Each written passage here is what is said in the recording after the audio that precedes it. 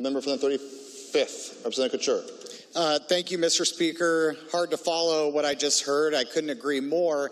But imagine, Mr. Speaker, if myself or you as an elected official didn't have to sign for our official duties. What if I had my legislative assistant sit here at this floor desk and vote for me? What if I had a member of staff sign the bills and the amendments? That's what this amendment seeks to solve. The Attorney General, if it wants this massive increase in power, should at least be responsible for the office that he holds.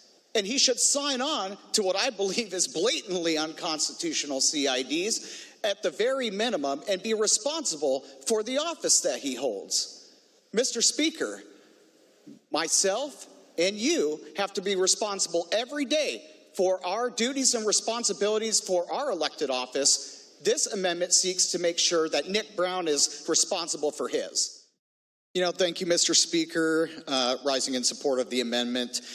I think it's important that you and I know that the state of Washington has an incredible problem with small business competitiveness right now. And sometimes, as a small business owner myself, I think about amendments just like this, where you can have a partisan elected official essentially go on a fishing expedition using lawfare against small businesses, nonprofits, and individuals in what I believe to be extremely unconstitutional ways.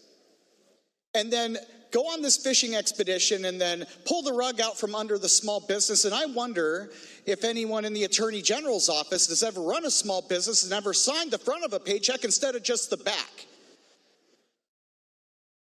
Do you know, Mr. Speaker, what a small business or even some of these nonprofits have to go through every day, the owner-operators and everything else? Will the member please direct your remarks to this amendment? Please proceed. It is about this amendment, Mr. Speaker, because what we're talking about in the amendment is the ability for a small business who's been targeted by Nick Brown and his 800 attorneys, jackbooted all the way into their businesses, that all of a sudden that they're going to, if it was frivolous, if nothing ever actually occurred, the small business was just drowning and drowning and drowning in costs to appear and being gag ordered. And also, thank you, Mr. Speaker. I appreciate the comments from the good gentleman just before me. And I would just say that there's those same effects on our small businesses, our nonprofits, and our individuals as a result of this bill. I want to walk down for you some of the problems, and you've heard some of them already, but the tools that is now given to Nick Brown at the Attorney General's office are fishing expeditions, expansion of executive power. And think about that, Mr. Speaker. Expansion of executive power for a partisan elected official. And could it be possible that that partisan elected official could abuse this power in a political way? I believe so. But I think the most problematic parts of this is that the underlying bill seeks to give these tools to the Attorney General's office to protect constitutional rights, while maybe you could join me in appreciating the hypocrisy of giving tools to protect constitutional rights by literally eliminating constitutional rights. The gag orders in this bill, the non-disclosure clause in this bill is a direct violation of our First Amendment rights in this country in Article 1, Section 5 of our state constitution.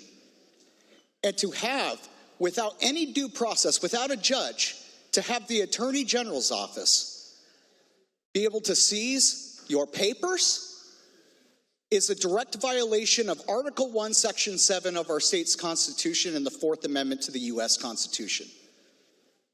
I don't have to be an attorney to understand that, Mr. Speaker.